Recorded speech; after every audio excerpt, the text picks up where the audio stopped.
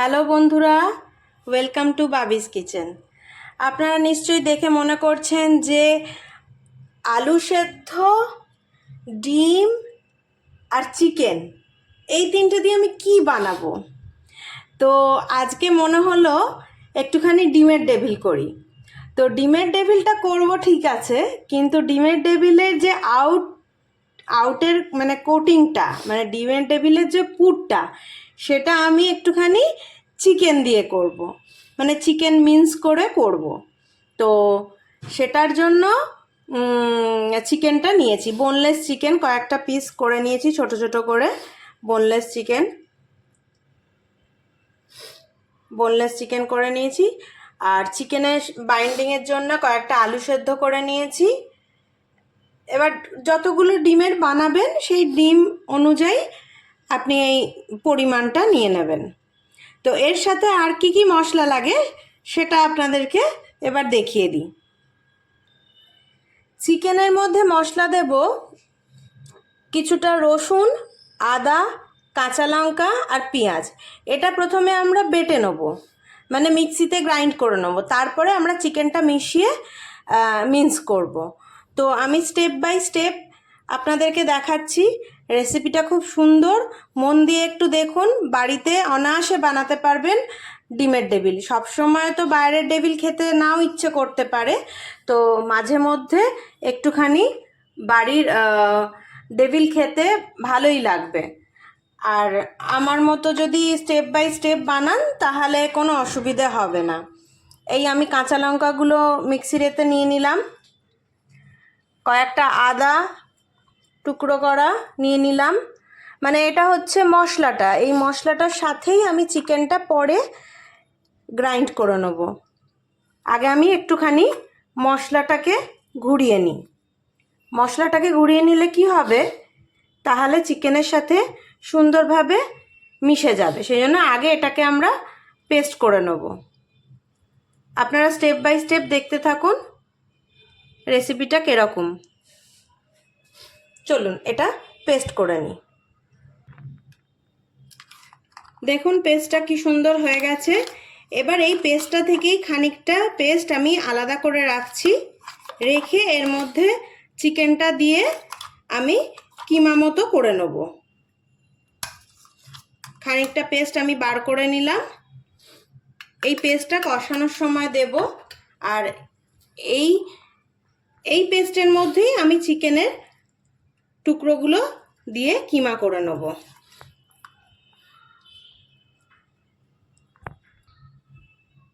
দেখুন বন্ধুরা কি সুন্দর একদম মশলার সাথে চিকেনের একদম পেস্ট মতো হয়ে গেছে। এবার আমরা এটাকে কষিয়ে নেব।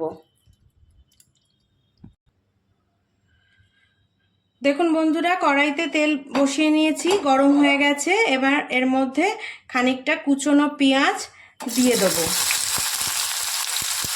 পেঁয়াজ কুচিয়ে রেখেছিলাম একটা মতো, সেটা এবার এর মধ্যে দিয়ে দেব।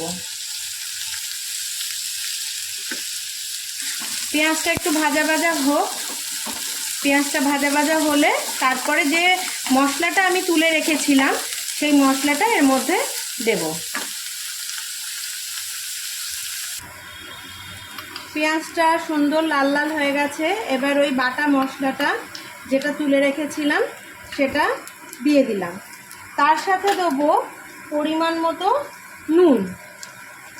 যতটা পরিমাণ পুরটা তৈরি করব সেই পরিমাণ অনুযায়ী নুন দেব।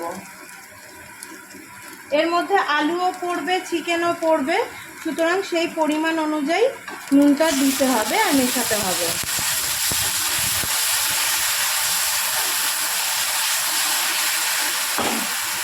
এবার এর মধ্যে একটু হলুদ দেব, একটু কাশ্মীরি লঙ্কার গুঁড়ো রঙের জন্য,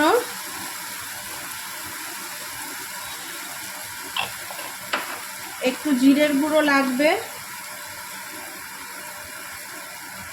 সামান্য একটু জিরের গুঁড়ো। এবার এটা সুন্দর করে কষাতে হবে। কষিয়ে এবার এর মধ্যে যে আমরা চিকেনের পেস্টটা করে রেখেছিলাম মশলা দিয়ে, সেটা দিয়ে একসাথে কষবো। চিকেনের যে মিন্স বা কিমাটা করে রেখেছিলাম সেটা দিয়ে এবার সুন্দর করে এটাকে কষবো। হ্যাঁ, এবার আমরা এর মধ্যে একটুখানি গরম মশলা দেব। চিকেন কিমাটা কষে গেছে অনেকটাই। ধনেপাতা দেব,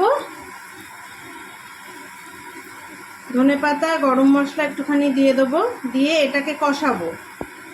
কষিয়ে যে আলুটা আমরা সেদ্ধ করে রেখেছিলাম, সেই আলু সেদ্ধটাও এর মধ্যে দিয়ে ভালো করে সুন্দর করে কষিয়ে নেব। সেদ্ধ আলুটা চটকে রেখেছি, সেই আলু সেদ্ধটা এবার এর মধ্যে দিয়ে পুরটাকে সুন্দর করে কষিয়ে নেব একেবারে। এটার সাথে এবার এটাকে কষাবো।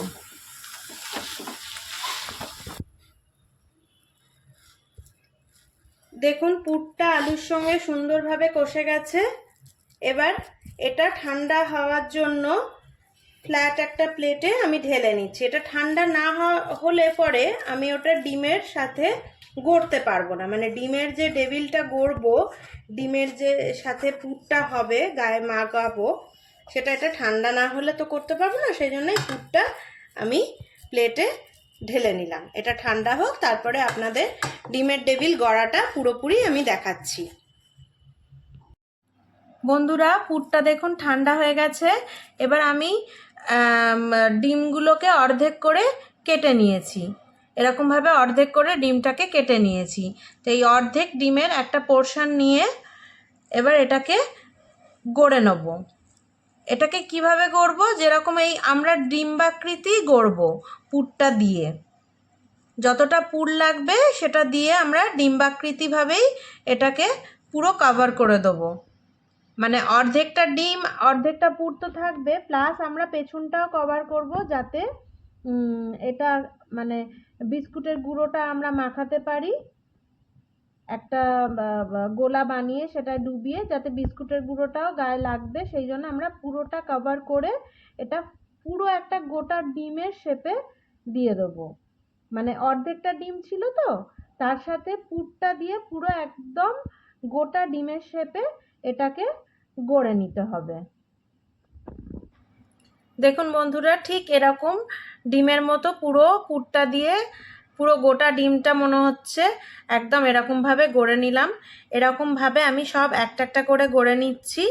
তারপরে কর্নফ্লাওয়ারের গোলায় ডুবিয়ে কিভাবে বিস্কুটের গুঁড়ো লাগাবো সেটাও দেখাবো আপনাদের সাথে।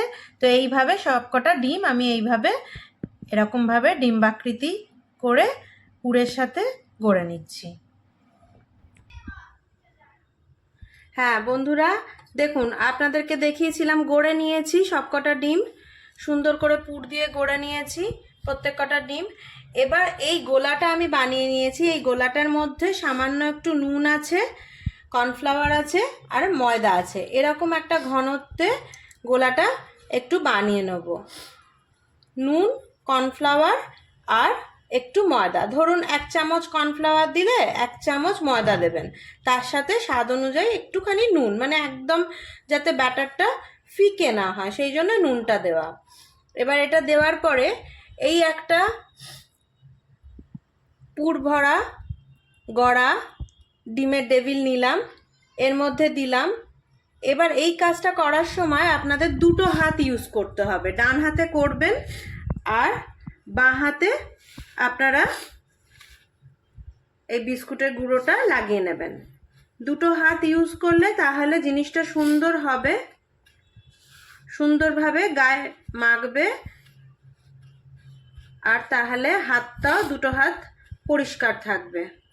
এটা আপনারা চাইলে ডবল কোটিং করতে পারেন, ডবল কোটিং করলে ভালো লাগে, বাইরের মানে কোটিংটা মচমচে বেশি হয়।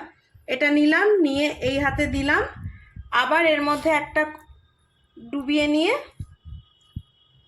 আবার বিস্কুটের গুঁড়ো দিয়ে ফাইনাল কোটিংটা দিয়ে দেবো। এইভাবে বিস্কুটের গুঁড়োতে ঘুরিয়ে নেব। দেখুন আমি আর একটা নিয়ে নিলাম ডিমের টেবিল, আর একবার আপনাদেরকে দেখিয়ে দিচ্ছি। নিয়ে এই দিলাম, এবার বাঁ হাতে করে এর ওপরে বিস্কুটের গুঁড়োটা লাগিয়ে নেব। লাগিয়ে নিয়ে একটা কোটিং হয়ে গেল, এতে শেপটাও ভালো আসবে। আর একবার এই গোলাতে দিয়ে দেবো, দিয়ে ফাইনাল কোটিংটা দেবো আর একবার বাঁ হাতে করে, মানে এটা দুটো হাত ইউজ করতেই হবে।